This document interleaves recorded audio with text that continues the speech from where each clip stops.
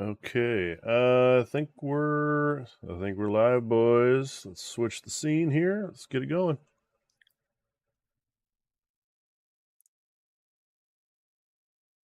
All right, boys and girls. Welcome to another edition of the Old Man Gaming Hour.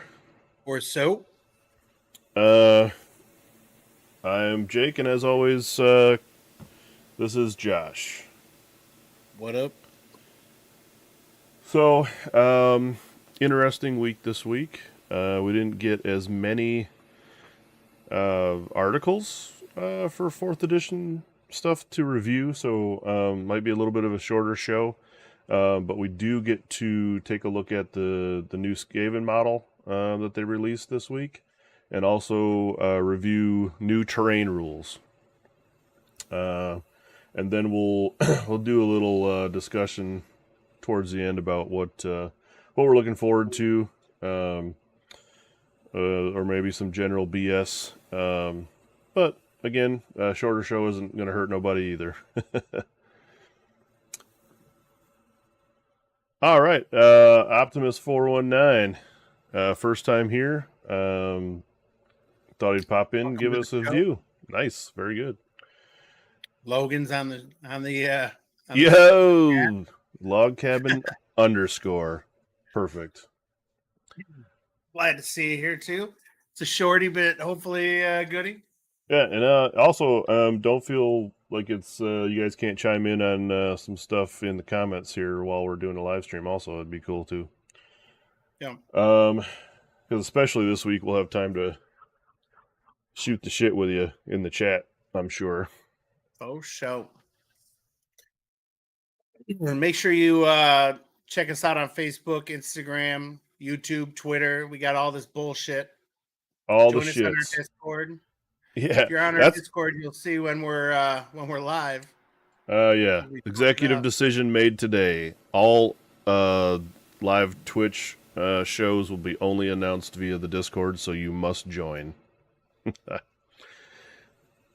Hey, sorry. That's what we do. Yeah. Okay, I'm confused. Let's dig into this for real. Optimus 419. My mom is your cousin. What?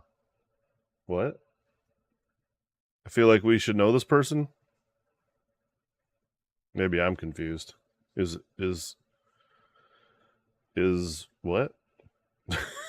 I don't know. Whose cousin is your mama? Is it my cousin? Is it Jake's cousin? I don't know. It's very vague. It's mysterious. It's cousins of cousins of cousins of cousins. Teresa. Okay. You got a cousin, Teresa? I do. Okay, I know. That narrows it down. All right, cousin Teresa's children in the show. All right, cool, man. Well, that's cool. You'll get to watch this epic shit show of a podcast, but it's still fun. We have a good time with it. Pretty much. So, the Discord link, Optimus. That would be. It should be right in the About section on the Twitch channel. If not, we can post it in there. Just let us know if you find it or not. I think all the socials are listed under the About section, I want to say. All right. So, this week outside of Warhammer, what you been up to, man? Took a trip to Baltimore for a few days. Help Blair move her stuff down there. It was fun times, whatever. Long drive, about 7.5 hours. And then I learned to play Marvel Crisis Protocol yesterday.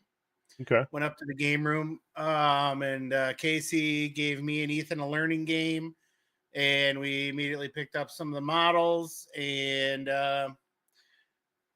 that's what we've been building. I got my crew built, and I believe he has his crew built. So we're gonna try to play that until 4th drops. So that's what I did outside of G-Dub. What about you?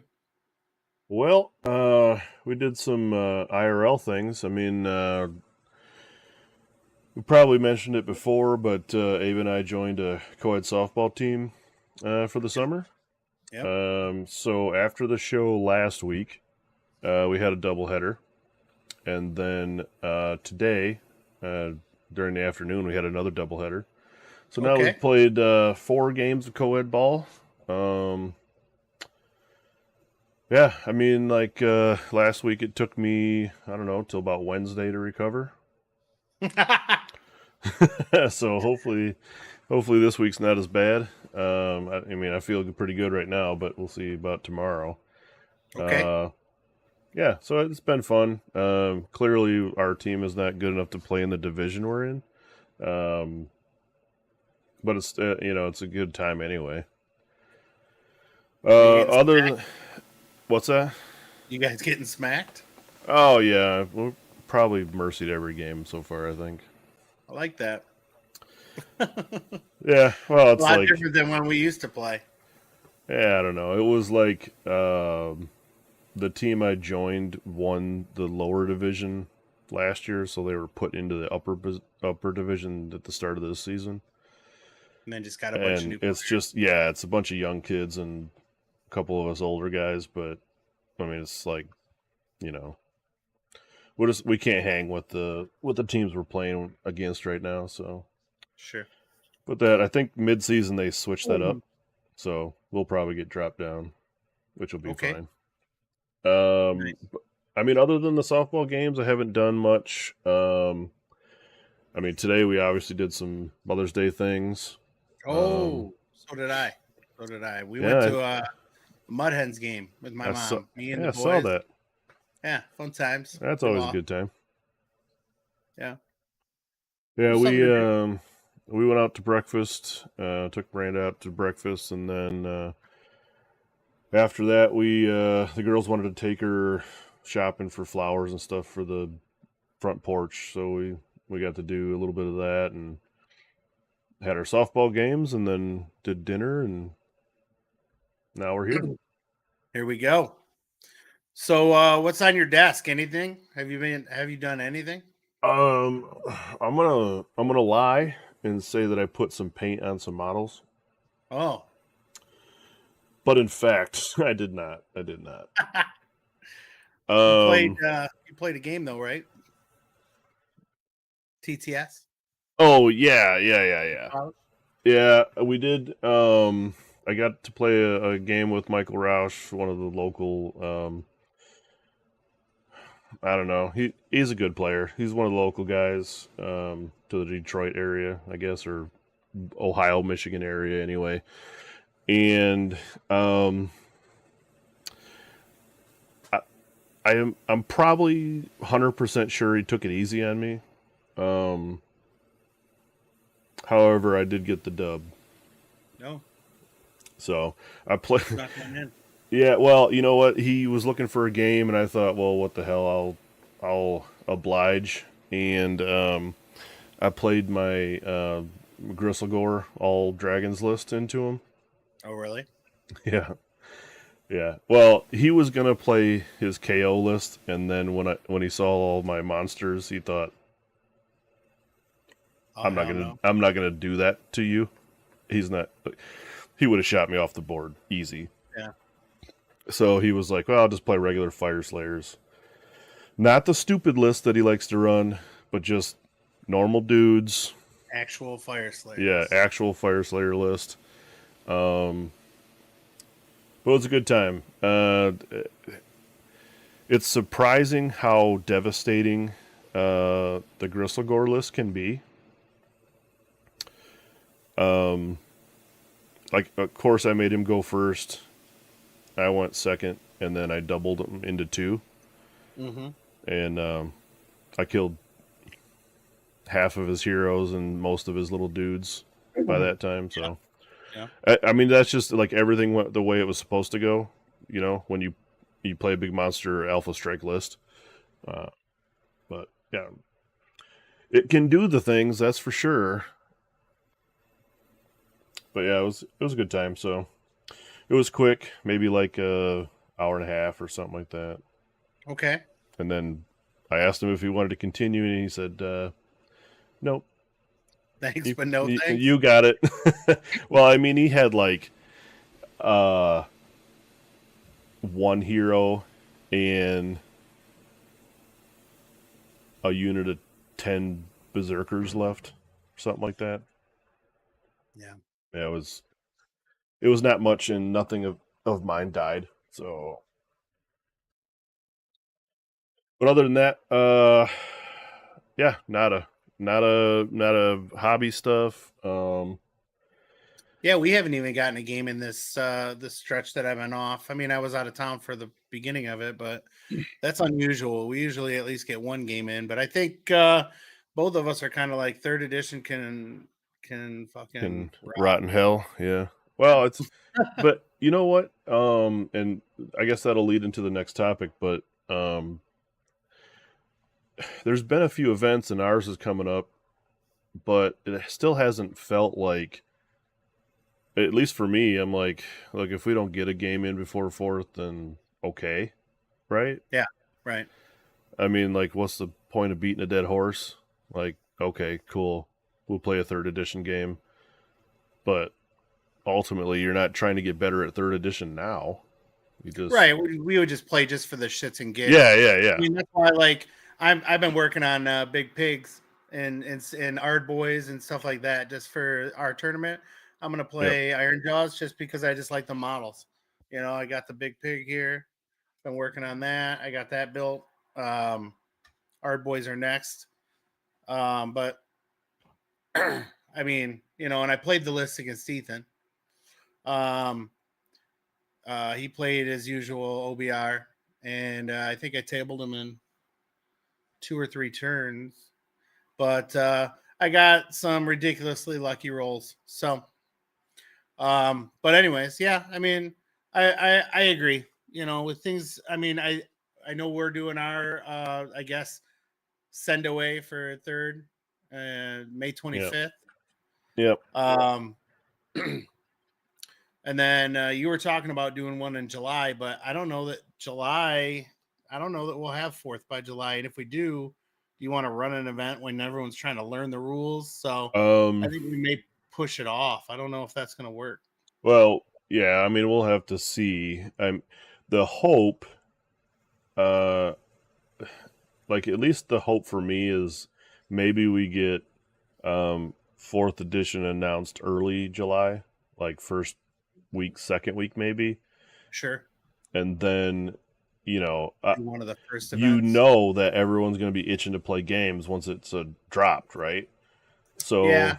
if you give people a couple of weeks to try to list build or whatever, and then you go, hey, we're running, boys, let's go, and then yeah, why not? Fuck it. I mean, if it came down to it and we had to print off PDFs of the fucking rules and put them on every table or whatever, it's all going to be free, right? So, yeah. Well, or we could do a spearhead tournament too, maybe. Yeah, we've talked about that. We'll see. We'll see when the stuff comes out. I think I want to touch when we get to the end of the show. That's a hook or whatever you call, like put a hook in someone. Wait till the end of the show to see our comments on some other shit. But I do want to talk a little bit more about Spearhead, I think, and our general thoughts about that, because I think I really think that's a great thing for people to get into in general. Yeah, new players. Yeah. So, yeah. Well, anyways, we can get into that later. But so let's talk about we have one opening. No. Oh, we filled our spot. We did fill it. Yep. Nice. It's crazy to me still. The community of people that are at least local to us, that there's enough players in the player base to just, they fill up events. Yeah. You know?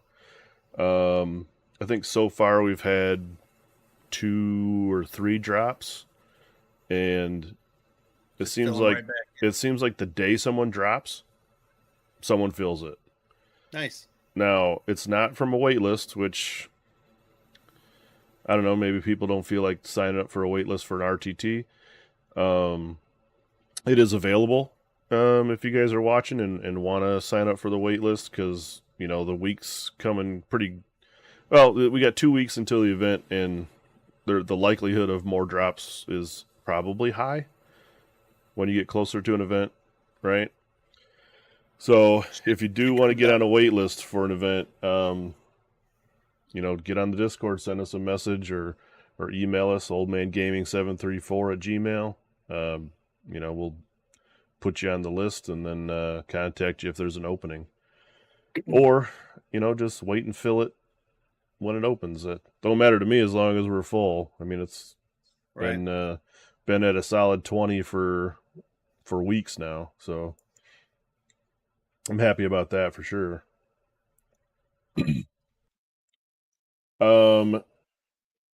I did want to touch on something. I know we didn't have anything for recent events, but it should be noted at least that there are a couple. Okay. One was just this yesterday, actually. Upkeep Games in Howell had an event they had 17 people at. Oh, nice. A lot of people that we know were there. The event was won by Mr. Jack Callwood. Surprise, surprise. Weird. However, he did not play his Slanesh. He played Slaves to Darkness, Cabalists. Yeah, nice. So, yeah, that was kind of cool. I was talked to Michael Roush about it, and he was playing Jack for the win, and took the loss. Yep. What did Mike play? Mike played his KO list. Oh, so okay. he's wanting to try that out. He wanted to try that out at an RTT. That's where he took it to. So Sure. he was 2-1. Other notables of guys that we know, John Harris, which we both played up at the High Ground event. Lumineth guy, or No, not? he Lumineth, was a Starborn guy. Yeah. He ran Ogre Maltribe's Boulderhead, went 3-0, just finished right behind Jack. Nice. Mr. Rob Mulshine played Sylvaneth Heartwood list that went 2-1. Or 2 and a draw. My apologies. And then he drew same record as John Castle that played Fire Slayers. They had the exact same score, so tied for third. So, pretty cool. Okay. A lot of the guys that looked like they played in there, at least a handful of them anyway, are coming to our event. So it was nice to see that people are still running events up until the end of third. The People other, just like going to events. yeah, well, that's what I mean. Like it's cool that it's people are still going, is what I mean. So. Other than that one, they have our buddy Jeff that runs the Michigan GT.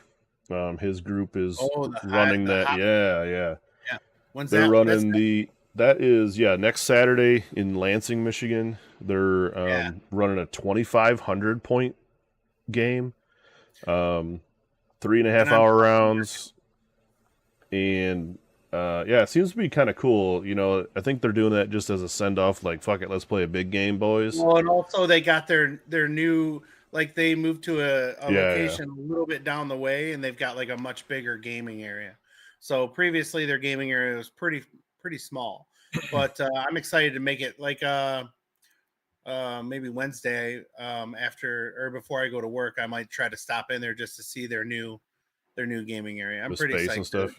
Just to check it out.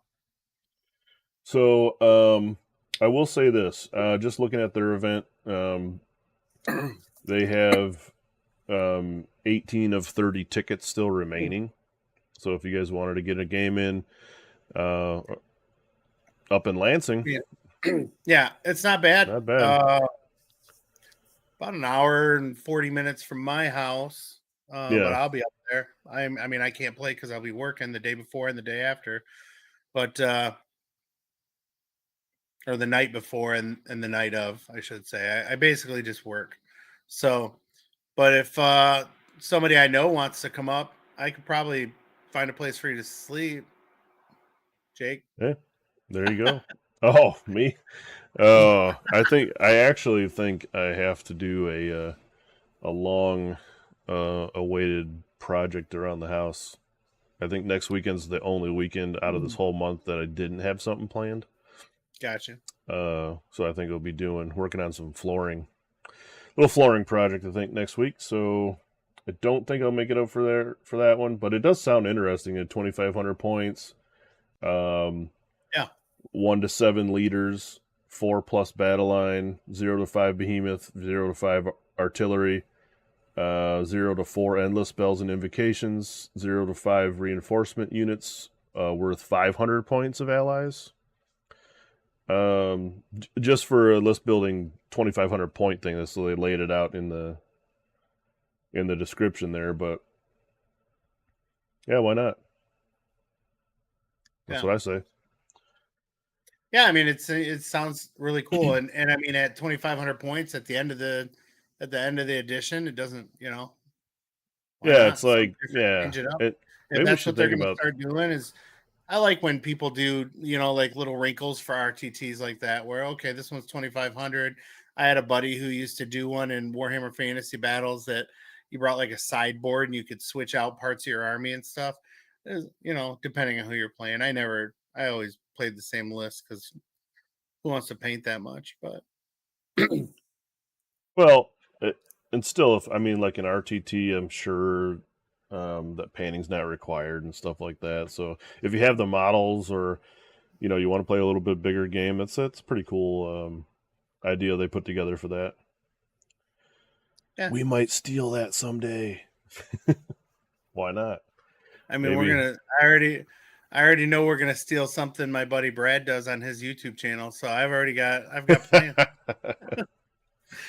We're gonna take the best bits of everything we know and put it together and make We're it gonna snatch shittier. that shit right up and Yeah, make it bad, but we're gonna think it's cool.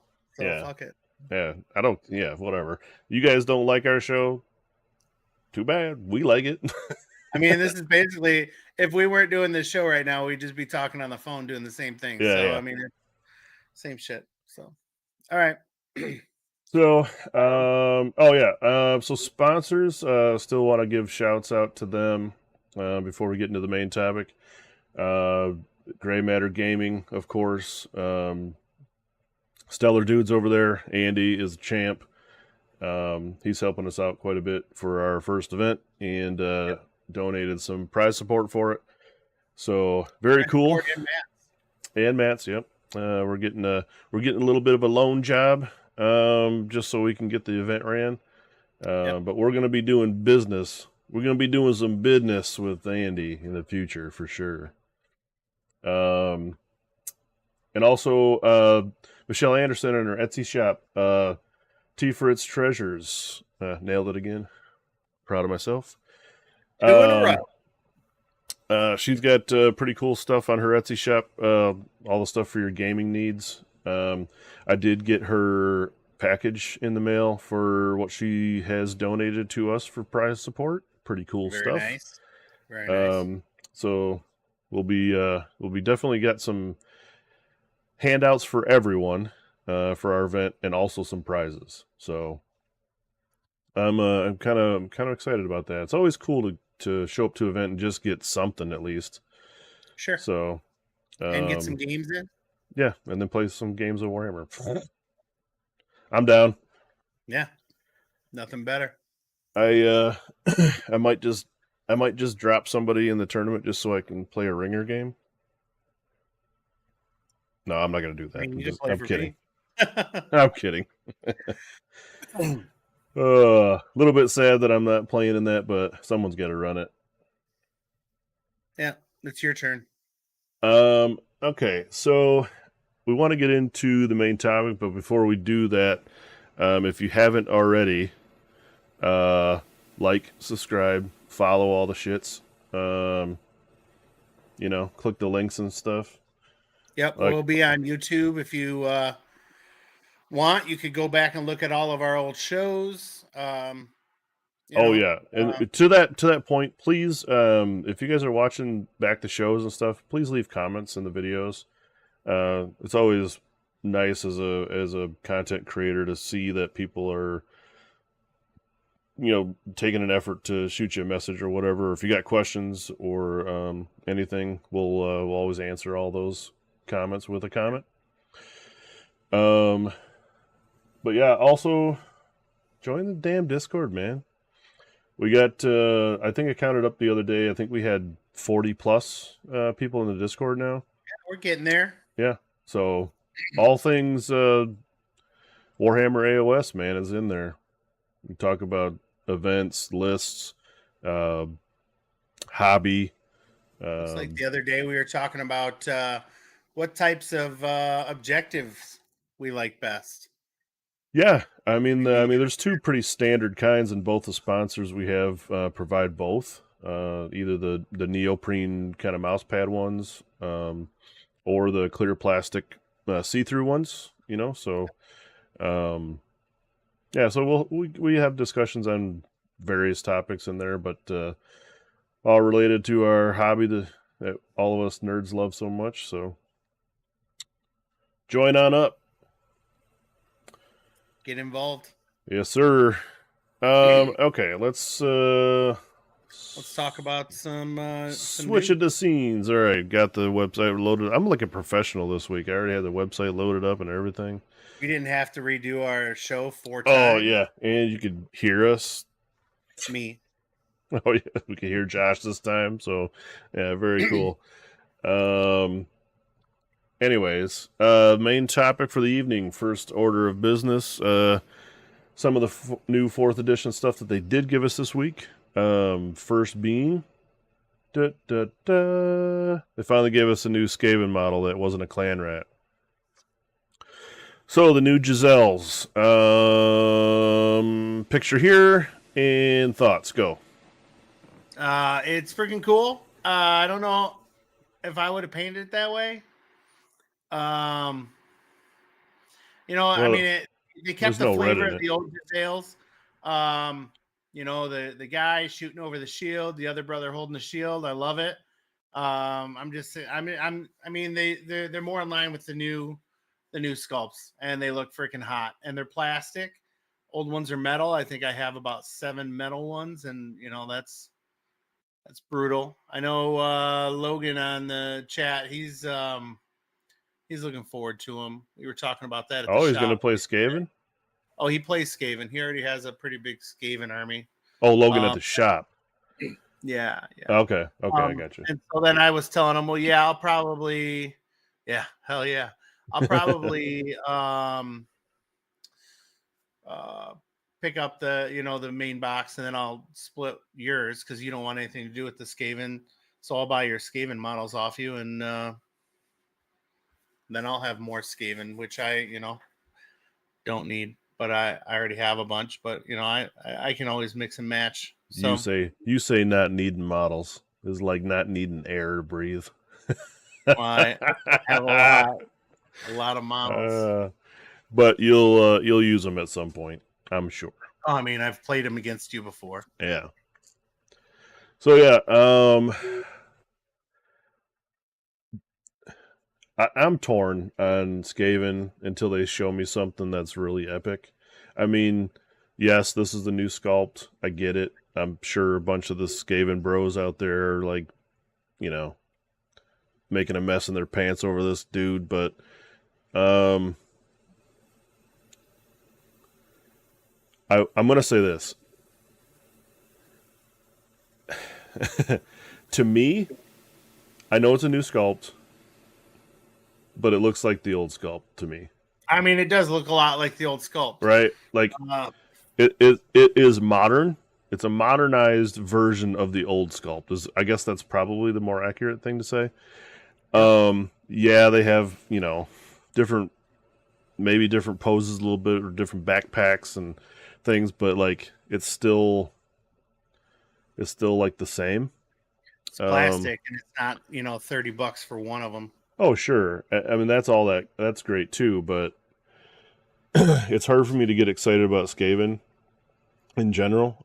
the aesthetic's not very appealing to me, but also they haven't teased anything really fucking cool yet. And I assume since next week we're getting the full release of what's in the launch box, Yeah. that we won't see anything cool until they show the whole launch box. And then again, hopefully there's something just new in it and not a bunch of just resculpts, right? Well, we've seen the Warlock, or not the Warlock, but the Engineer or whatever. We've seen this thing. I forgot about that. We've seen the Clan Rat. And then I don't know if it was a leak, or was it something they actually showed the sprue for that wheelie thing that was in the video? Yeah. I mean, that thing's going to be the new thing, right? I don't know. Is it going to be... Could that thing be considered a hero? Or is that just a unit with, you know what I mean? Think it's like a weapon team. Dudes on a big weapon. Yeah. I mean that thing is kind of cool. I mean, I don't think still that don't blow my socks off either. It's a new model for the army, but it's not like when they introduced Usheron to Flesh Eater Courts. You're not a big fan of Flesh Eater Courts for you, right, but you like that model a lot. Yeah, it's a good model. You know what I mean? It's cool. Yeah. Yeah, I mean, it's the same. Like, you think, okay, this is a cool model. It's not anything you're interested in. It's the same. Not everyone's going to be interested in every single thing. So. But anyways, there is a couple builds that these guys come in. There's subtle differences. The scope on the gun is slightly different on this photo here. Oh, I don't think I've looked at this. Yeah, like the first one has like a full scope or whatever. I don't know. And then this one has just like a little seeing eye glass or whatever on it. Yeah. And the guy's facing the other way. Yeah, the guy's facing the wrong or the opposite way. I think the backpacks on the dudes are different. There's not a lot to change on these guys. It's still a long sniper gun held up by a shield and 2 rats. But like I said, the changes are just a little subtle there. But, is there another one? Yeah, the other one, I don't know if this is... I guess this is still a little bit different because he doesn't even have a scope on this gun. The rat that's holding the shield is also holding the dagger out on this one. The backpack's a little bit different again. Make it look a little bit different. And so then you don't have, and then this is and then this is another photo of the first one we saw. Well, and that's the thing. The other one was the same. Every single model was the same. They were metal. Was it? Okay. All the same cast. Yeah. Yep. So I doubt that there's going to be like a leader of a unit in these guys, right? It's probably just the unit. They'll probably be like an elite unit where they're able to get. Just the unit is elite. Oh, yeah. I don't know. Maybe you got to have that Warlock engineer by him. It's hard to tell. I don't know. I don't know. That buffs them. They don't usually have a leader. Okay. Well, anyways, that's the 3 different builds that you can get out of this kit. That's probably all 3. It's probably 3 in one box. Yep. You're gonna get a unit of these dudes in the starter box.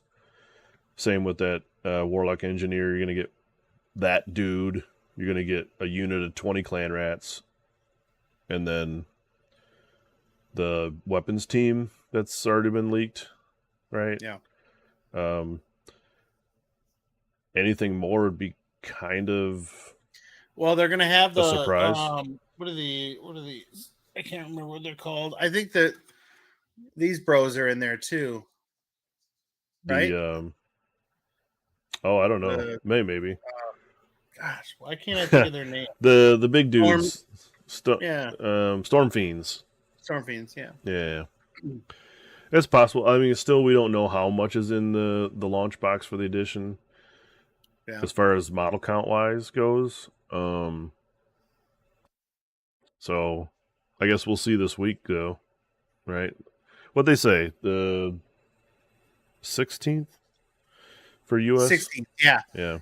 May 16th in the U.S. and then the 17th, I think, in Europe. Oh, there's a rule they gave us here too, didn't they? Yeah. So, I mean, they don't give us the full profile, but what I do want to touch on is they actually don't show the War Scroll, but they do give us partial stats in the text. Yeah. For whatever reason. So it just says that the Jezzails can be pretty nasty in this edition. Wounding on 3s. They get 2 attacks, dealing 2 damage each with 2 rend. Wow. However, you don't know if they hit on 4s. I'm assuming 4s. Because the Warlock Engineer gives them plus to hit. Is that right? Yeah, I don't remember what that guy does. Or no, or maybe it's this. I think I got ahead of myself.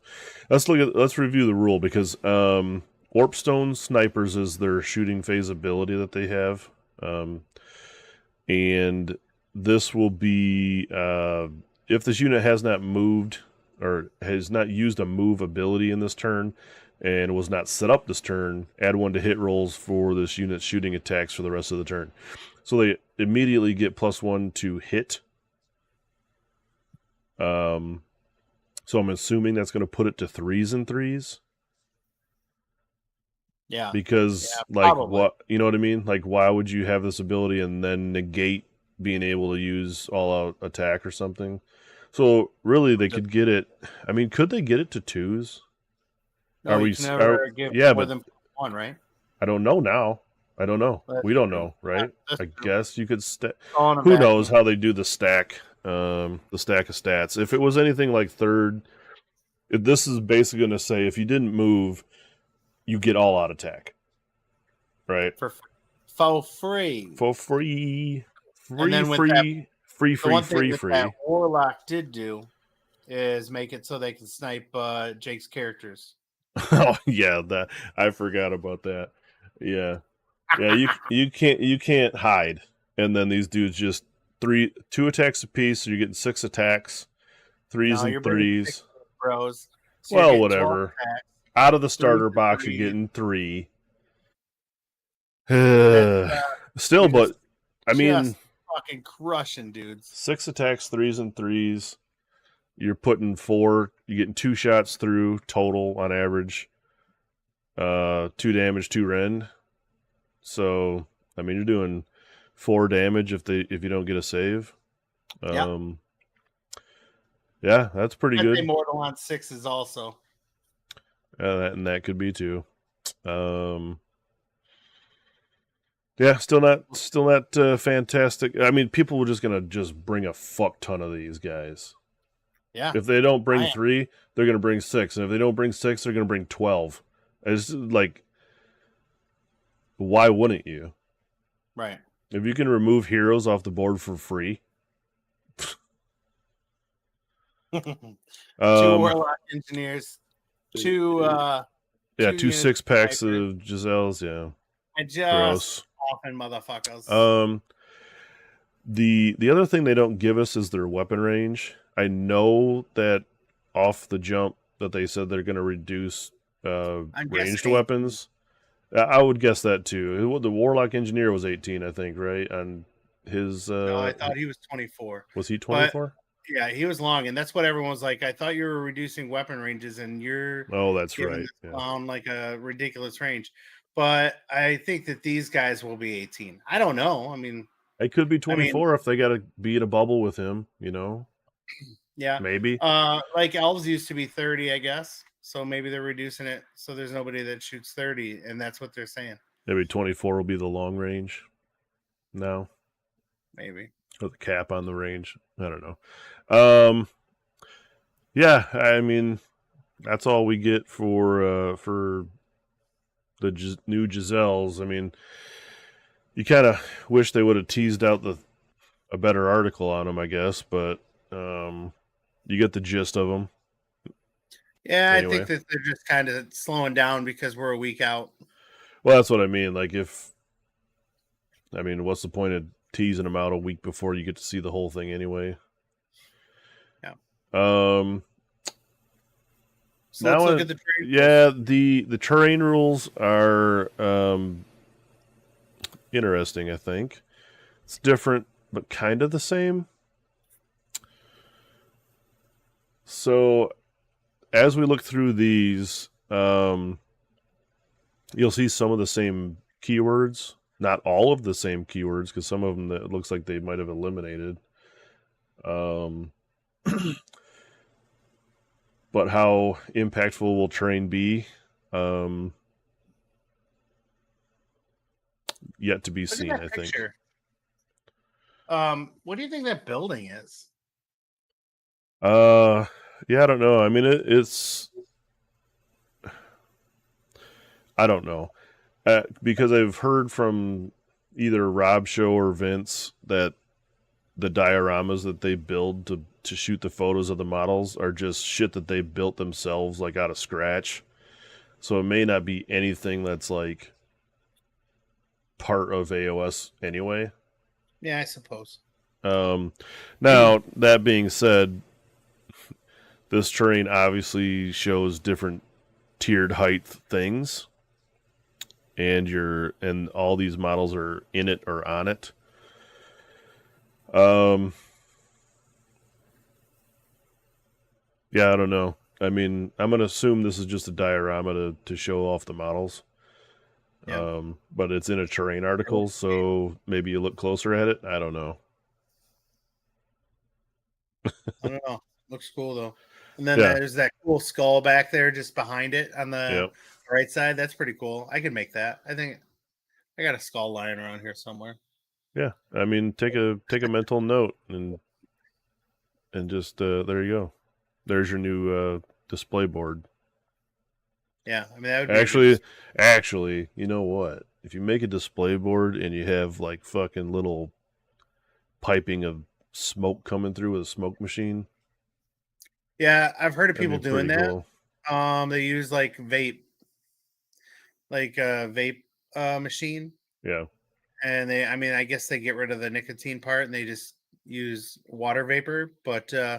But yeah, same idea. I think there's a website or a YouTube video or a group that I watch that talked about doing that. So yeah, Yeah. It's cool.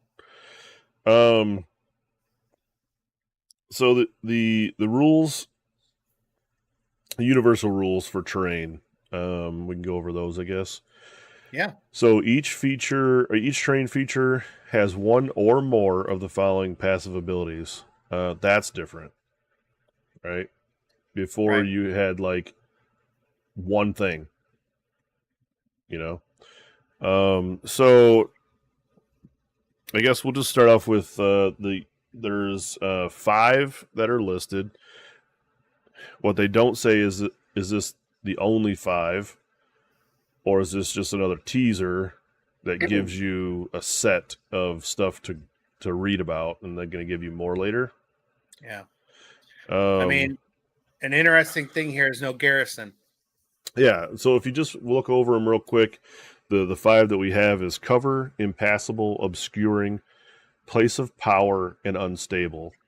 Um, Yeah, the first three keyworded things we've had before, and then the place of power and stable are new things, or at least new keywords, right?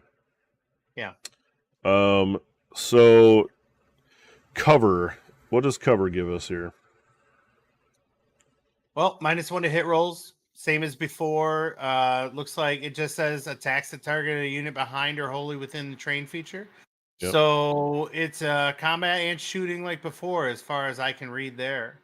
Um, Unless that unit charged or has the fly keyword. So yep. I think that's new. I That think is that's new new. to do. However, I think there's a part of this rule that is now missing that was in third edition and it clearly is not in fourth now. What am I missing? What didn't get covered before? Oh, monsters. So monsters can get cover. Unless they got fly. But hell yeah, Usharon's living. So yeah, I mean it's interesting. I mean, I don't know. I mean, there's still a lot of monsters that have fly keywords, so a lot of it won't matter. But um, I think this might protect like 10 wound heroes that didn't have fly. They're like mounted dudes that weren't monsters, but they had 10 wounds because the wording was if you had 10 wounds or more, you couldn't get cover, right? Before or something like that. Yeah. So anyways, that's all gone. So it's not limited, or your monsters could in fact get cover if they met the criteria and they didn't charge or they don't have fly. So but cover's cover, -1 to hit. Easy. Impassable is basic. Yeah, can't impassable. Can't be set up on it. Can't do nothing. And those I think are mostly like pretty self-explanatory pieces of terrain, like trees or rocks that you can't put a model on. But yeah, like rocks, I think, or like the way they changed the pyramid after they made it so you couldn't garrison it, then it was impassable. Yeah. Well, what I meant was this, like the physical aspect of the terrain feature. If you cannot land on it, it's impassable, or whatever, or walk through it, or whatever, right? Like for the most part. Yeah, like those Warcry trees, or whatever, those bigger ones. But still pretty self-explanatory. Most of the stuff is probably going to have an impassable keyword on it, like I said, unless you can actually land models on it. But that's fine. I mean, walking around terrain is keep you from easy. Doing like lean and stuff on it and stuff like that. Yeah. You just aren't going to do it. If you can't get between them, you can't get between them. Yep. Obscuring we've had before. A unit cannot be targeted by shooting attacks if it is behind or wholly on this terrain feature, unless it has the fly keyword. I did see a thing that Rob was talking about on this, and it kind of perked my ear up a little bit. So you can't target a unit with shooting if it's behind or wholly on this feature. Okay, what does behind mean? And how big does the terrain feature have to be to get in your way of shooting? So this says unit and not model. So if part of your unit is partially behind a skinny little wall or something, can you not shoot that whole unit because it's behind an obscuring piece of terrain? It doesn't say a unit cannot be targeted if it is partially behind. Well, that's what I'm saying. So I don't think it just says behind. But it would if it doesn't say wholly behind. If you could see half the models outside. Well, I know. But what I'm saying is he made a point to point it out because it doesn't specifically really say, hey, if a model in your unit can see a model that's not partially behind, or you know what I mean, like the more descriptive wording of that, so players would know, because this is going to happen when someone goes, oh, my one model is behind this terrain and it's obscuring, so you can't shoot this whole unit. And you go, every bit of this unit is hanging out except one dude. I can shoot it. There will be a ruling on that fairly quickly. Yeah, or maybe actual rules, because we're getting half rules anyways. But what I do think also the wall would have to have obscuring, like you had said, like I know, wall, like a hedge. A hedge may not be obscuring; it may just. Well, right, it's got to have this keyword, but I'm just saying, in a weird case, if something had obscuring, and the whole unit wasn't fully behind the thing, there's going to be a little bit of a debate on rules as written type of thing there, I think. Sure, but, at first. Yeah. At first. But that thing will be corrected easy. It's going to go straight back to can my model see your unit, and then my model can shoot your unit. I think of obscuring like what are those the Sylvaneth trees. You can't shoot things that are inside of them or through them. You can't shoot through them, but they can shoot out of them. And so that would be an obscuring thing, because if you were looking, you could easily see line of sight between like my model and your model with the tree between them. but that obscures, so you Right. can't. Yeah. I think Well, this will work the same way, the opposite way too, is if you have a shooting unit behind a wall, you're not going to be able to shoot through the obscuring. It's obscuring from right. both sides, right? Yeah, So, unless yeah, it says otherwise. right. Yeah. So, those are the three that, out of the ones they're showing us that we had the words for, they changed them up a little bit. Probably a little bit better across the board. It seems more or less complicated than the other the terrain dice. Yeah. Oh, sure. Yeah, yeah. The two new ones are probably the more interesting ones just because they're new, maybe. But place of power, this is for heroes. So you can't just, units can't use these. But if a terrain piece had a place of power, the hero within 3 inches of this terrain feature can use the activate place of power ability. They show that below, don't they? Yes, so that's a teaser. We'll get to that in a second. We'll skip that one for now because we're gonna look when we scroll down. We'll actually be able to explain it to you guys. So what does unstable give us though? So you can move across it, but you can't be set up on it or any type of movement on it. So it's probably like debris and shit like that. So like you can get across it, but if you can't get all the way across it, you got to sit behind it. Yeah, and that's fine. I mean, like to have some stuff that you can walk over. Well, that is not more than an inch tall because then you're gonna have to move up and down it, right, or whatever. Right. Now, I mean, like maybe there's more stuff that they're going to be able to introduce that for interaction between unstable terrain. I mean, it's basically impassable, but you can move through it if you can move through it, right? I mean, you can't land on it. You can move across it, so it's impassable but move across, as far as this says, right? Yeah, I'm just reading it again. You can't teleport onto it. You can't.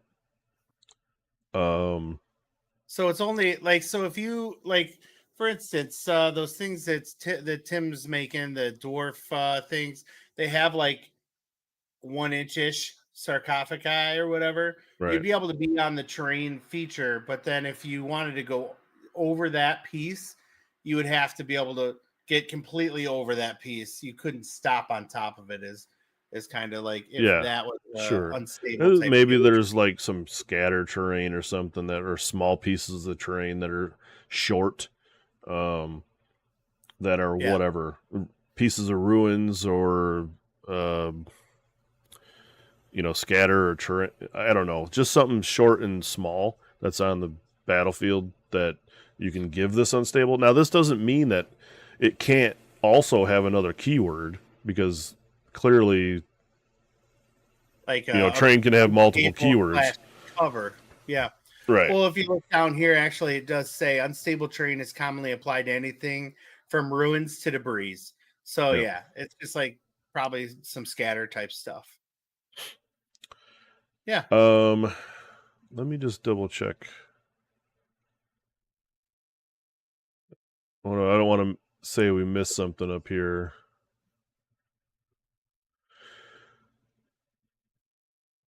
Okay, that just talks about vertical distance. Okay, never mind.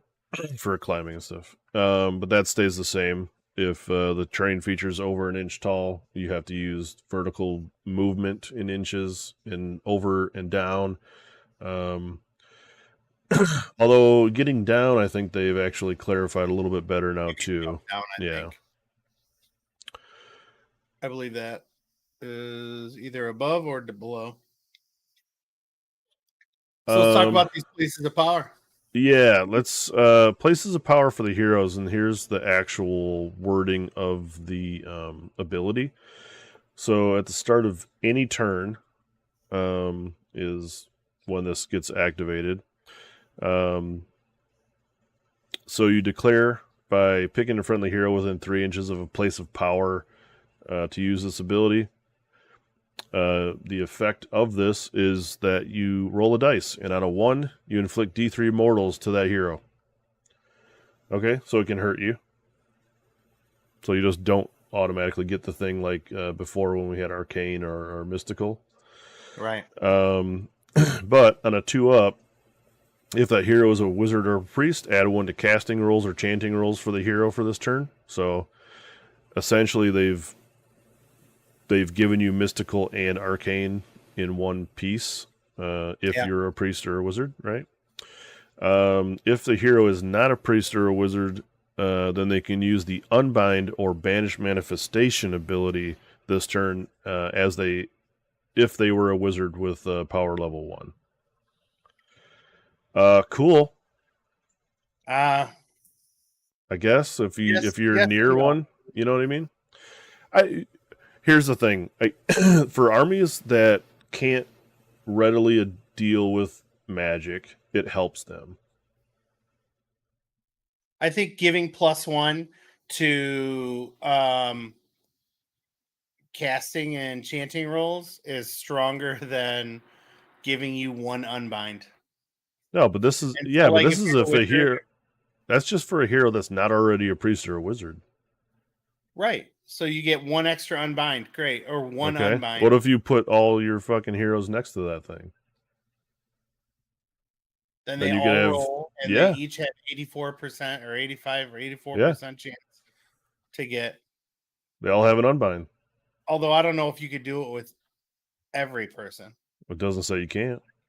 Well, but can you do abilities more than once in a turn? Same abilities. It's terrain. Start of any turn. I say this: if you have 2 heroes next to arcane now, do both of them get +1 to cast? True. Okay, so same difference as for a non-hero or a non-priest or wizard. I think you're gonna get it now. It'll be probably just the same rarity that you get a place of power terrain feature that's in a position that you already start at and can just use from the backfield. Kind of like Arcane is now, right? You like sometimes you'd have it, sometimes you wouldn't. Most of the times you wouldn't. On the terrain maps, they're usually towards the center of the map. Yeah, well, that's what I'm saying. Like, I don't think they're going to issue a terrain map and then give each side of the map a terrain piece with a place of power just so you can stack all your heroes around it. Yeah, most likely not. So, but I think honestly, they're just trying to sell their cool trade pieces. But well, that's another thing. Yeah. You can use anything as a place of power, honestly. So, and this is what I was getting at before. So, and I think I asked you about this if you've seen it, but so we've seen this the terrain map for the Vice battle plan already, and what they label as small and medium terrain pieces and where you place them, and then the keywords that they get, right? So if we want to quickly revisit that, it just says area terrain. You have hills and the storm vault, and they get cover. The obstacles, which would be ruins, debris, statues, and barricades, they have the terrain abilities cover and unstable, like we had alluded to before. So you're going to get cover, but you just can't be on it, right? Yeah. Obscuring terrain would be wildwoods or forest walls. And that would give you cover, obscuring, and unstable. Yeah. So that's interesting that you get all 3. And then the places of power, the Cleansing Aqualith and the Nexus Siphon. And those give you cover, place of power, and unstable. Okay. So, and if you look at the map, I mean, you're only going to get 2 places of power. right? Yep. In this example, it's not exactly like what we were talking about because you can deploy right next to those things if you want. Right behind it. Yeah. Yeah. But there is only two. So each side gets the fair amount or whatever. Well, if you look at it, each side is the exact mirror of the other. Yeah, and Like if you split it in half down the middle, exact mirror. that probably should be the way games are played, and I think most players try to, at least when you're putting out terrain, in a game, you're like, well, look, let's give you a big piece, we'll give me a big piece, and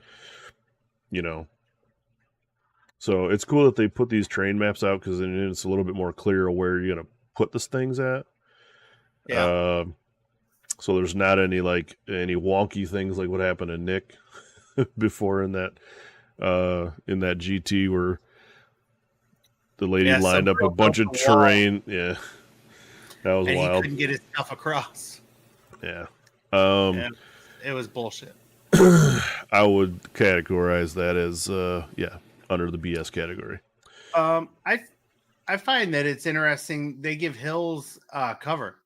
So I guess like if you're standing on a hill, you have cover. Yeah. I never played hills that way. I think we just have hills, but from here on out, hills cause cover. I'm in. But I'm in. you know what's interesting about all these terrain features? Every single one has cover. Oh, that's true. So is that going to be new now? That every piece of terrain on the board is going to have the cover rule? Yeah, I mean, it makes sense, I guess. I mean, most things to a certain extent, yeah. But what did cover exactly say? Let me come back up. Subtract 1 for hit rolls for attacks that target a unit that it is behind or wholly on this terrain feature. Okay, so it's going to work in melee too then. Yeah. Yeah, so I'm standing on hills. Stand on hills, not objectives. So, note to self, when you are playing a game, make sure that you do not place terrain pieces on objectives. You may not be able to anyway with the smaller objective. I believe the rule is it has to be 3 inches I was like, oh, please. Well, yeah, okay, I got you. 3 inches away from the 40 mil objective piece or whatever. Yeah. Okay, that is very good. So now you couldn't just be like, oh, I'm standing on this objective and I'm behind cover. Well, you could be behind cover. Well, I mean, on a piece of terrain. Yeah. But they do list also here the all of the GW terrain sets that are obviously out for purchase. And then the size of them. Or I guess that's not all the terrain sets. That's terrain types and the amount of pieces of the terrain, and then what they're the size. Action terrain would either be small or medium. Places of power, small or medium. It's kind of hard for me to read. Obstacles, medium. Place of power, small. This is weird. Yeah, I don't know exactly what this is exactly because there's faction terrain all over this thing. Yeah, I think I don't. That's a useless thing. Yeah, thanks, GW. I thought that was somebody had said that they. You know what? Honestly, I'll bet behind. If you look behind the map, I'll bet there is a list of terrain. They don't let you click on it. Yeah, so it probably actually is the list of terrain things that they produce. It's just obscured by the vice. Yeah. So it probably should list. Give you the information. Yeah, exactly what it is, and then what you can use it as, and what the type of terrain it is, whatever. But yeah, so anyway, we do have more detailed rules on terrain, and that's a good thing. I mean, it'll be easy for everyone to. Yeah. I like it a lot. Most of the time in most games, the only impactful things for terrain were either something that was impassable that you had to go around, right? Yep.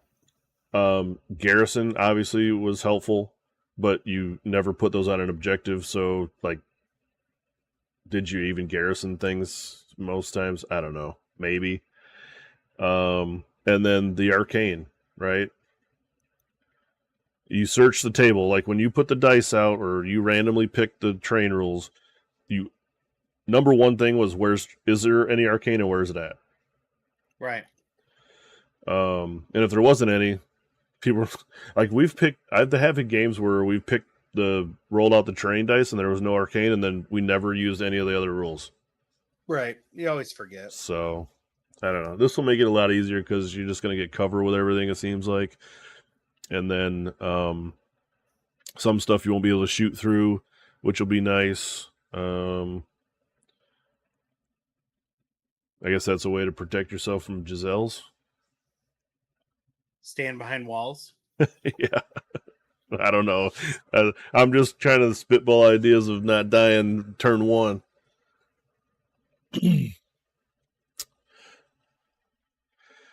But anyhow, that's what we got for the terrain rules as far as that goes for right now. Like I said, I don't know if there's going to be any more rules released later. But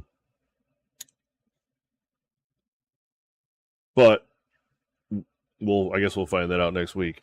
The other thing that regular terrain pieces have, since we did look at the faction terrain last week, and the faction terrain has health and save and stuff, regular terrain cannot be destroyed. It is indestructible. So there's no health characteristics on it, which for most armies is fine, isn't okay. But I don't know what they're going to do about these mega gargants in this photo. They always had abilities either to kick objectives or smash, or even like any monster really, right? Could smash to rubble a terrain feature. Is that just not going to be doable anymore? I thought it was only faction terrain, or wasn't it? I didn't think you could smash to rubble. You could always smash to rubble any terrain feature. I mean, most terrain they would lose the rule, but no one used the rules. So I don't know. I mean, like if Sylvaneth picked a terrain feature and made it into a wildwood or whatever their rule was, you could smash that, and then it would, like, they would lose that ability to use that as wildwood terrain to teleport through. Maybe you're right. I can't recall. So, yeah, I don't know. If things are in terrain, which there's no garrison anymore, but you can be in a terrain feature that has cover. Sure. But what it basically says here is you'll still be able to be in combat with those units. You just have to finish. You can charge the terrain feature like you could a garrison and end within a half an inch of it, right? And then be able to fight the unit that's in the terrain feature or on the terrain feature. Makes sense. So basically they get rid of +1 to save. Garrison, but I mean they give you the -1 to hit still. Same thing. Yeah, right. Yep. I mean, you're just not plus to save, yeah. Right. So you're still gonna be able to fight things. So don't worry about that. If you had people in towers like this particular picture shows us, you can still charge the tower and fight the unit in there. So, and that's all the train article they got. So,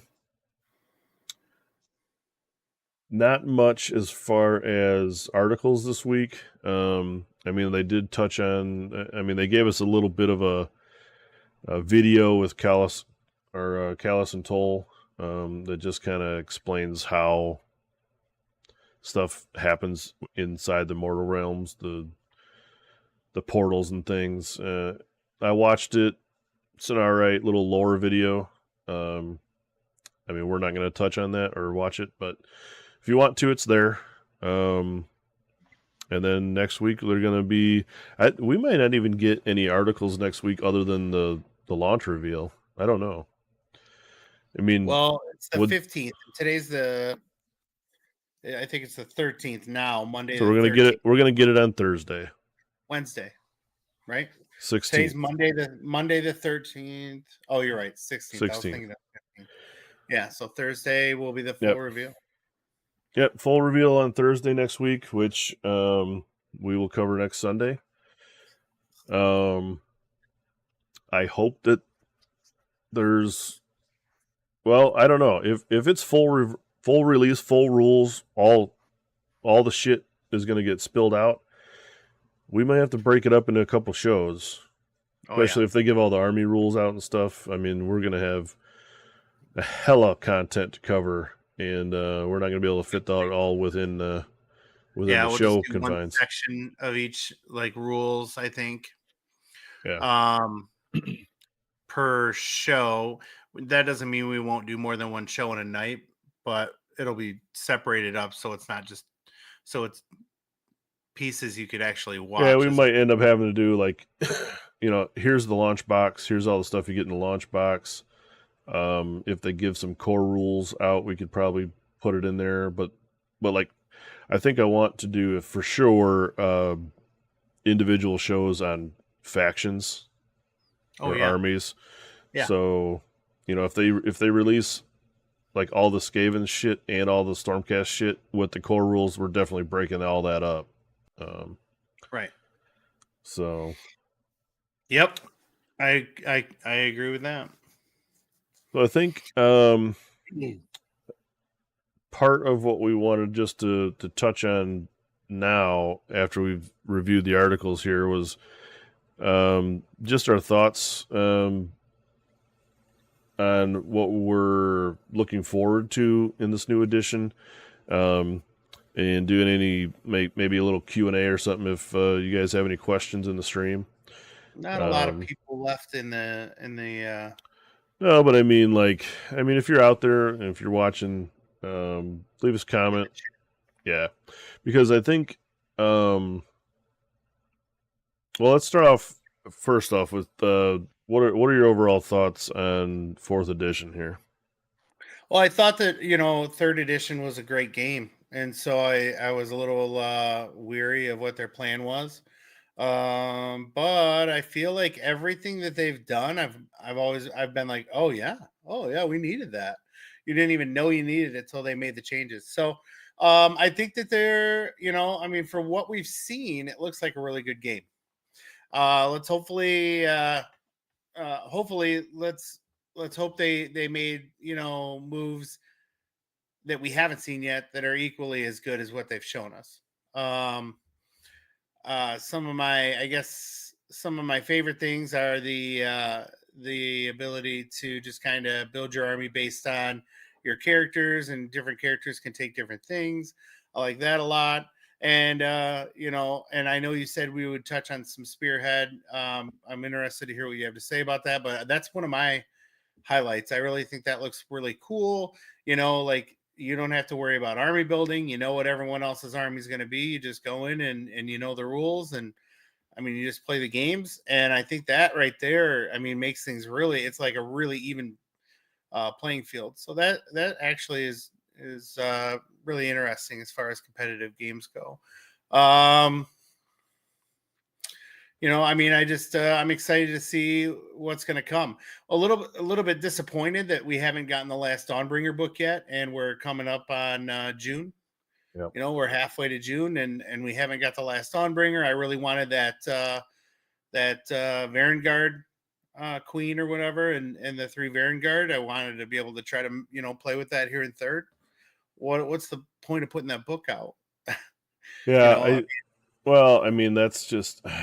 I think that they drop the ball on that more often than not on the release schedule stuff, and we've seen that a ton of different times, man. It's just like, well, even simple things like the battle scroll update that we were supposed to get, and then it got pushed out like 2 months. Like, why? Yeah.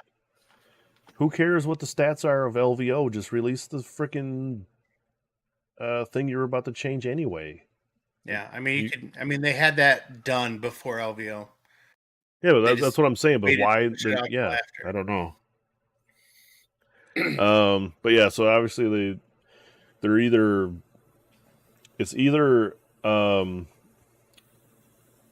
some hold up with how they're going to be able to distribute the things, like physically, because I don't know why. You're too close to 4th edition to release anything new because no one's going to care about it other than owning the models. Yeah, like that book. I have them all. But am I going to buy that book for the rules? No. I'm going to buy it because I already have all the rest of them. So yeah, I mean, I'll buy that.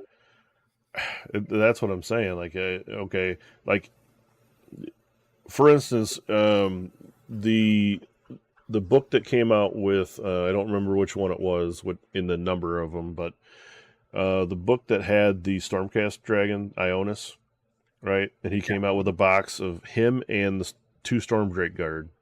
Yep. I immediately bought that because I wanted to have Ionis. I already had enough Stormdrake Guard, so I still have a sprue with 2 dragons on it, which I'm not going to use. But I bought it because I was like so excited to get that new model, right? And then later on the road, they split the box up and they sell the guy individually, right? So now, for players that already have Varangard, they're just not going to buy this thing if you release it right now.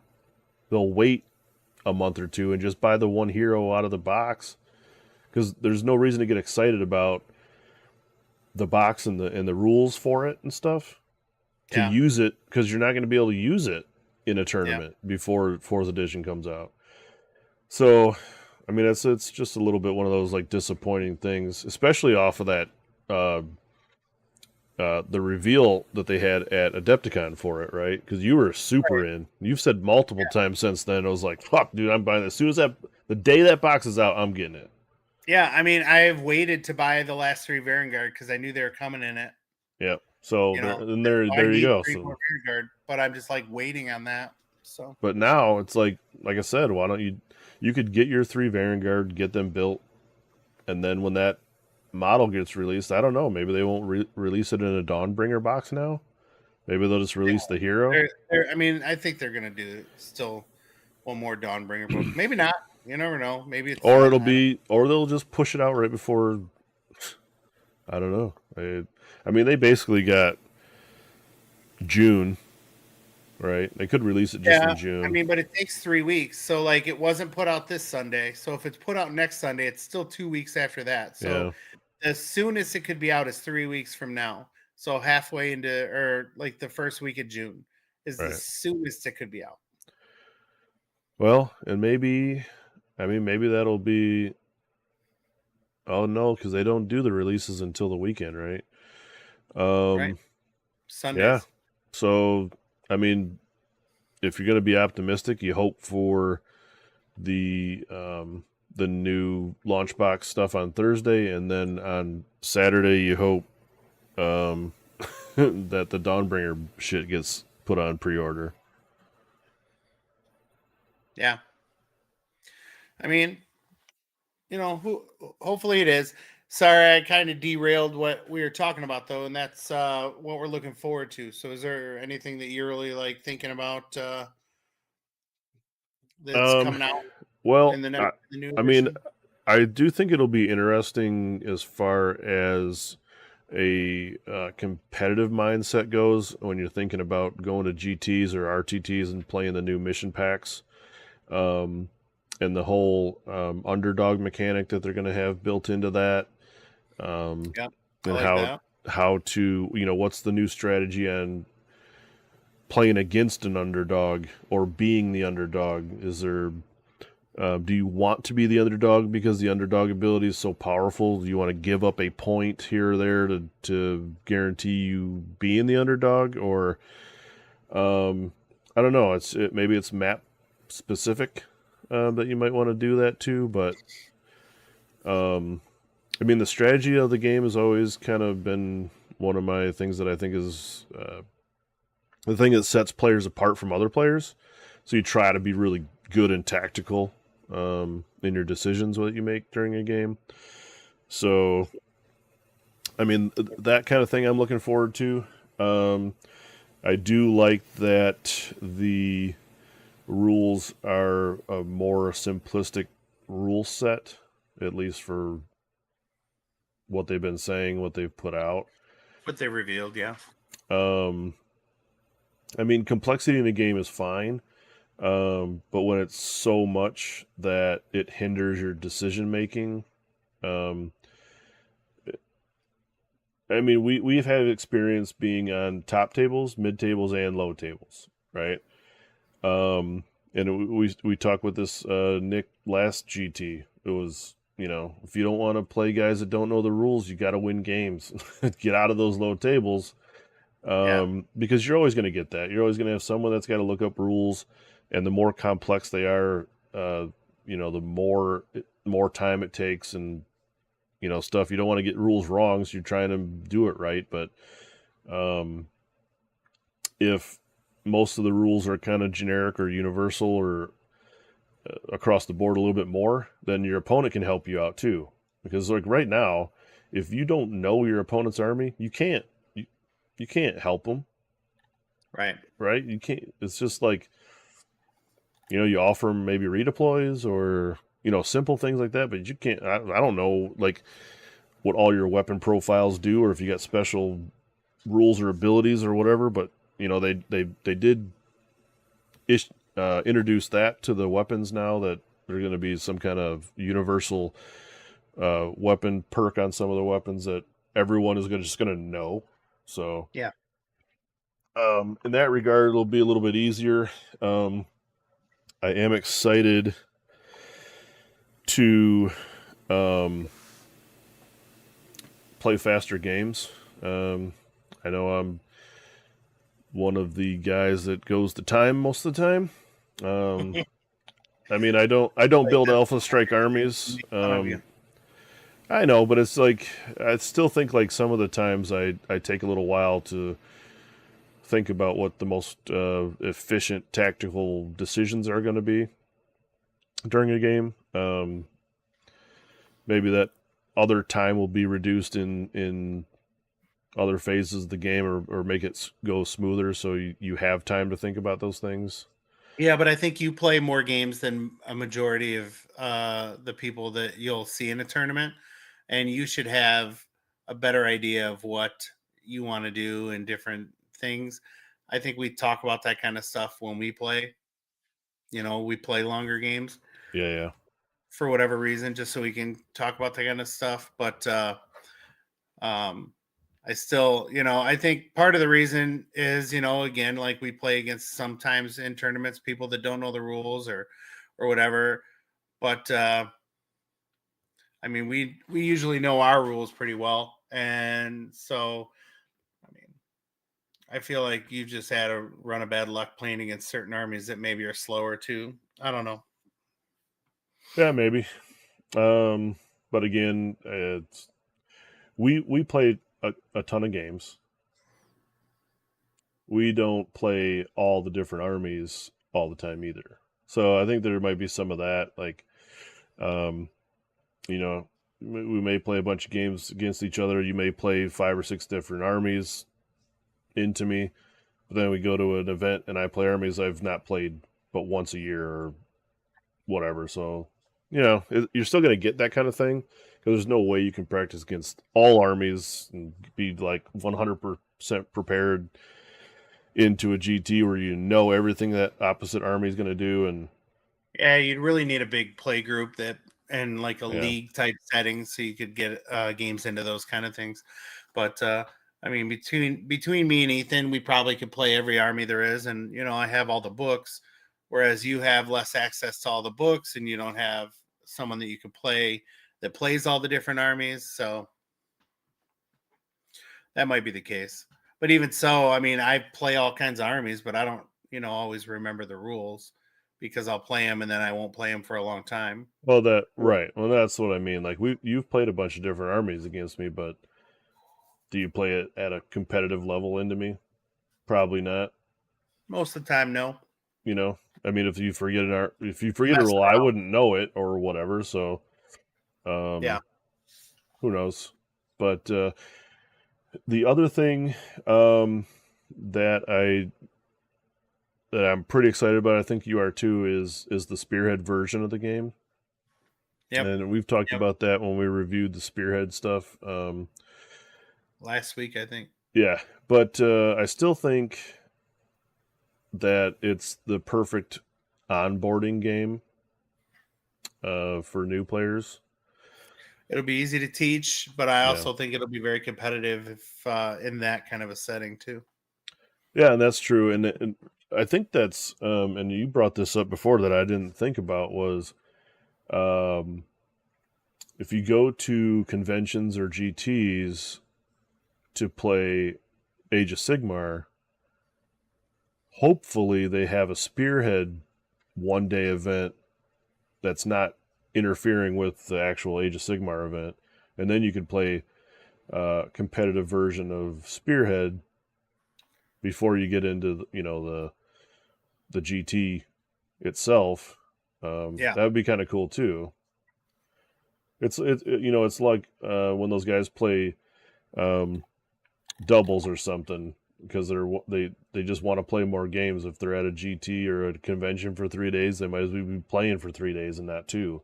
So they'll pick Right. up another event to play or whatever. Um, Spearhead could be that. Um, I can see where that could be a regular event at a GT for sure. I mean, if you're going to get anybody into a game and then bring them out to an event and say, all right, here's your introduction to competitive play, Yeah. play Spearhead. You still don't need 2,000 points worth of an army. You need You one buy box. your one box and, you play that army the best that you can. And You could there's also no, do pretty interesting narrative event with Spearhead because you know what everyone potentially could bring.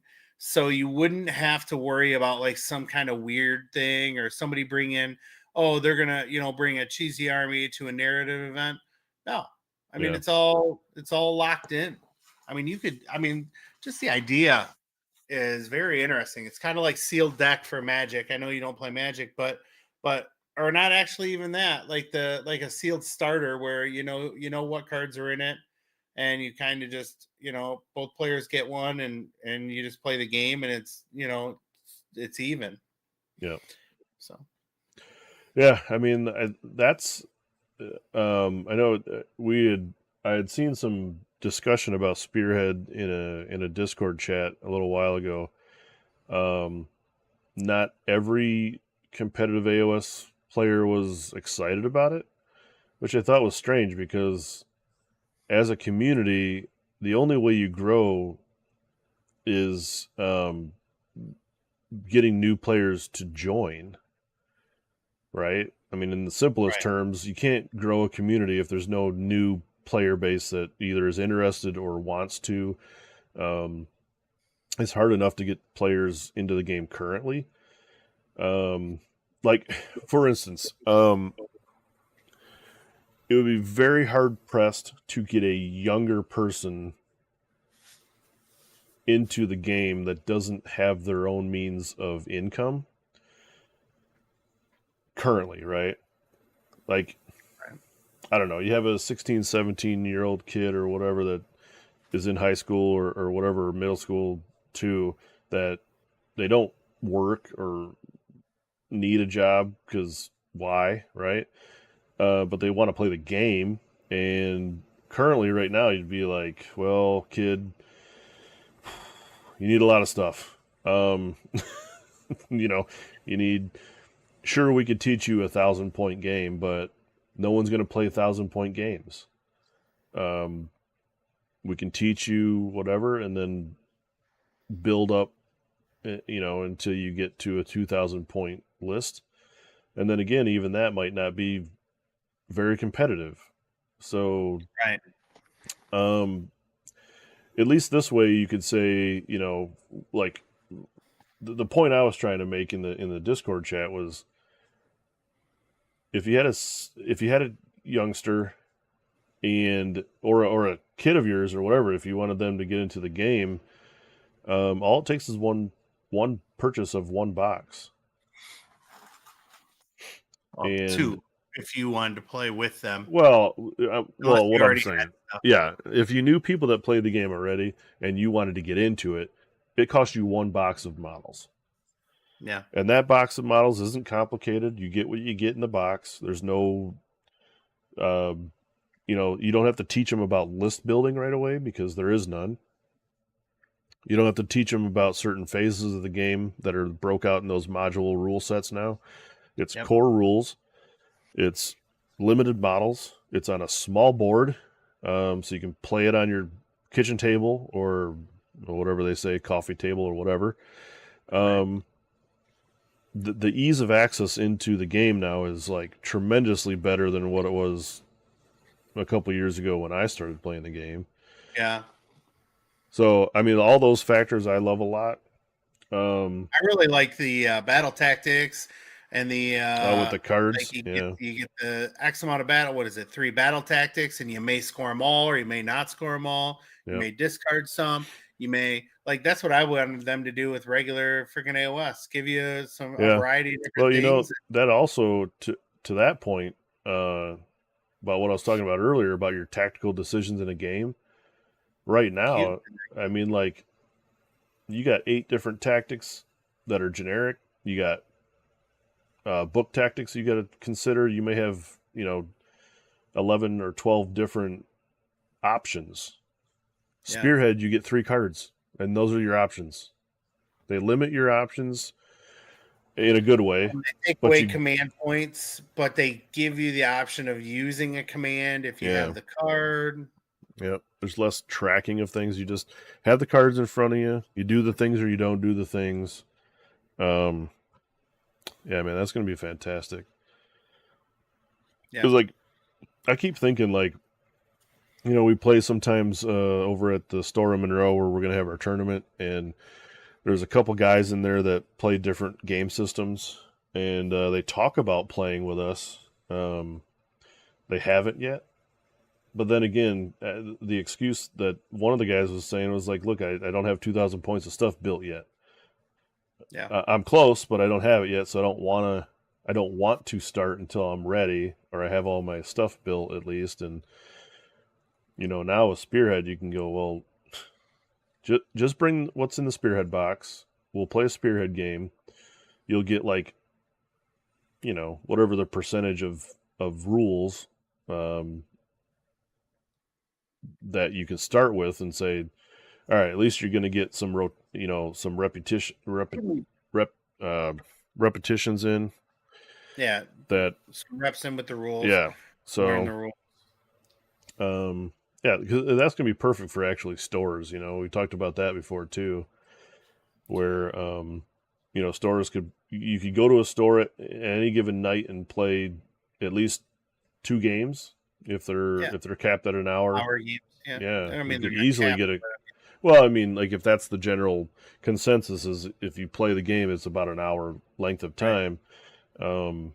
You should be able to get 2 games in it easy, and just rotate around and play different people. And Even if um, you did a teaching game for 2 hours and then said, okay, you kind of have the rules, let's play it again. Let's run it yeah, back. And yeah, the second game is going to go faster because you have an right, idea how things work. yep. So all good things. I think I don't see any negatives in Spearhead. Um, I'm psyched about it. Yep. yeah. And those may be things that we even play against each other sometimes too. I mean, it's probably pretty perfect to learn the core rules of 4th edition via Spearhead. Yeah, we'll play Spearhead first so we can start learning the rules Yeah, and I then mean, like, right. I don't even think we've talked about that before. We're talking about bringing on new players and stuff, but what about existing players that's got to learn all the rules? yeah, I mean it's all new rules. Yeah, I mean it's there's a lot of similar. I mean they're all a lot of the rules are the same, but I mean sure, they're but mean I different mean, things and there are a variety of different rules, so it is going to take some time. There's going to be a learning curve picking back up where we left off. So Yep. So I think. When there's a new GHB, there's a learning curve. So Oh yeah. I mean, I'm overly excited. I think for everything. Fourth edition and Spearhead. I don't think. I mean, there's some stuff that I think like Vince and the Warhammer Weekly guys have touched on that they're like, I'm not so excited about this or that. But for the most part, I mean, I think overall everybody in the community is like, this is some good shit here. This yeah, is I think good. it's mostly positive. Yeah. So, and if it's mostly positive for the existing player base, it's going to be mostly positive for new players learning the game. Yep. So I think this would be so perfect, and I'm going to try to use Spearhead in a way to maybe play some games with my kids. I Yeah. mean, they haven't been overly excited about. I mean, they've tried playing Age of Sigmar before, but again, it was like, "Oh, Dad, this game lasts so long," or "Oh, just tell me what to do and I'll roll the dice," because it's like now it's getting late and they lost like interest in doing the things. But Spearhead, if you can play it in an hour, or even if it's a little over an hour, Yeah. that's way better. You know, It's the size and speed of Shatterpoint or Marvel it's a Crisis yeah, or whatever. it's basically a skirmish game of AOS, right? Yeah. That Warcry is not, because Warcry is a separate game, a separate skirmish game that has totally different rules and everything. But this at least is like, well, what's it like in 40K? Is like Kill Team or something or whatever that. Yeah. Yeah, like Kill Team. Although I don't know that people love the rules for Kill Team, but I don't think they're as balanced. Like they really put in some time to try to balance the box sets and give you special rules for the box sets so they're fair, because the points aren't balanced. And I think that's the thing. The Kill Team, they play it more like regular 40K, except for you know, I don't think they have the things where like, oh, you can't bring that unit on until turn 2, or that unit gets to come back and things like that they Yeah. added into Spearhead. Yep. Uh, and I mean, we'll have to wait and see what all those rules look like. But I mean, they're intriguing. Yeah, for sure.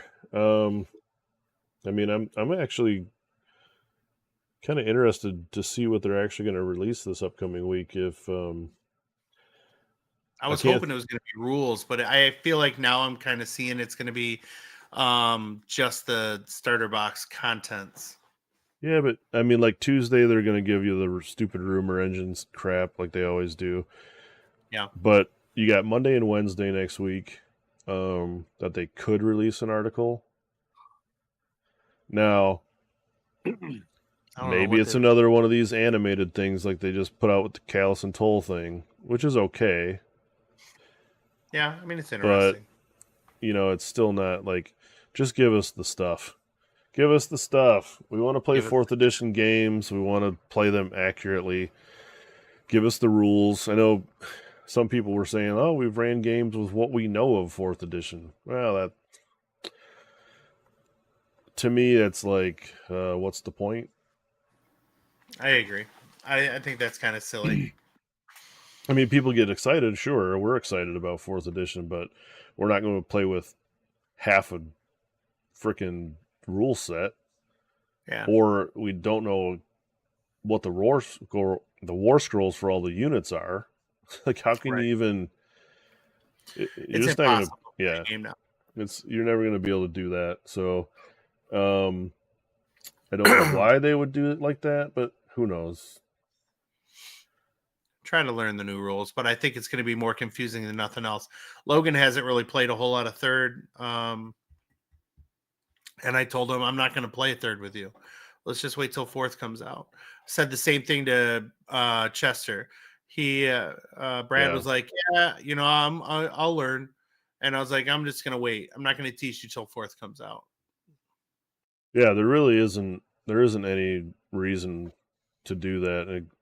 You can wait a month and a half and learn along with us.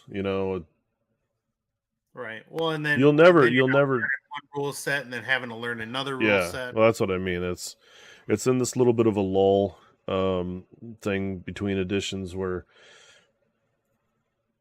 like, that's why I was kind of surprised that people are still signing up and running events. I doubt you'll see any in June, I guess, right? Probably not, but you never know. Um, I mean, there still could be, I suppose, to give the last hurrah in, you know, coming out of third edition, but um, I wouldn't think, like, if we're thinking about not playing games at the end of third, then other people are thinking the same thing. Right. So, um, but overall, yeah, I think we're sitting at a high, like a 95% optimistic percentage. Easy. Um, Easy, at least that high. I don't. Well, right. Well, we haven't seen anything yet that, um, when they introduce new things and you go, "Oh, that shit's broke. That shit's broken. That's Yes, you OP." didn't like you don't like the Skaven guy that lets you shoot your characters. You've been whining. I every time I talk to you, cry about that. Yeah. Well, now this week we got terrain rules that negate that, so I could Ah, hide behind terrain. I mean, you know what I mean? There's things now that are, okay, cool. We introduced all this cool new hero sniping shooting. Well, guess what? You can't do if I'm behind terrain that's obscuring. right. And every terrain's got cover, so -1 to hit me. So maybe it If won't you're be in as bad as we thought, But it. Yep. that's what I'm saying. Like, there's not anything right now that's like, holy shit. I guess everyone's playing that because that's crazy. Yeah. So, um, yeah, I don't know. I'm excited for the launch box. Let's get that shit and break that down next week. Yeah. But I think other than that, I think that's the show for this week, guys. Yep. I agree. I don't really have anything else to add. So Yeah. I guess again, if we want to shamelessly plug our event on May 25th in Monroe, Michigan at Our House Games, uh, even if you don't sign up or if you don't get a spot, you're welcome to come out. Yeah, come out and see it. Um, it's probably a short drive for most people that are at least in our area. But yeah, I mean, we'd love to have you out. And if you're thinking about getting into the game, maybe, or if it piques your interest a little bit, you can always join the Discord, talk to us, and we're going to have discussions in there like we were just having just now. Spearhead is a perfect way for you to get into the game and see what it's about with minimal expense. investment. Yeah. Yeah.